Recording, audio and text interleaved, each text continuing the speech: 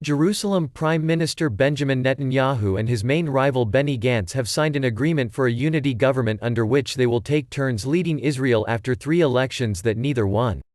Here are some questions and answers about the complicated power-sharing deal. Currently head of a caretaker government after an election on March 2 and similarly inconclusive ballots in April and September last year, Netanyahu, leader of the right-wing Likud party, will serve as prime minister of a new administration for 18 months. He will then hand over to centrist blue and white leader Gantz, who will also serve for a year and a half. Once the new government is sworn in, within the next 3 weeks, Gantz, 60, will become defense minister and also substitute prime minister under Netanyahu, 70. Netanyahu will be substitute prime minister when it is Gantz's turn to lead. What about the government's composition and policies? Netanyahu's current government is comprised of right-wing and Jewish religious parties, a bloc of 59 of parliament's 120 seats. Even if some pull out over the unity deal with Gantz, the 17 legislators behind the former armed forces chief should ensure a measure of stability. Peacemaking with the Palestinians, long on hold, is another matter. The coalition agreement, while stating that the new government will strive for peace, may also move towards implementation of Netanyahu's plan to extend Israeli sovereignty to Jewish settlements in the occupied West Bank, de facto annexation of land Palestinians seek for a state.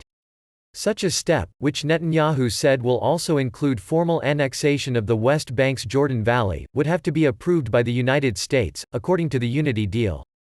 U.S. President Donald Trump's Middle East plan, embraced by Israel and rejected by the Palestinians, awards Israel most of the land it captured in the 1967 Middle East War. Under the Power-Sharing Pact, the new Israeli government would not consider the territorial moves until July 1, to enable it to focus first on the coronavirus crisis.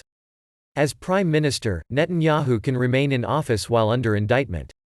His trial is due to open on May 24, after being postponed for 2 months because of the coronavirus crisis.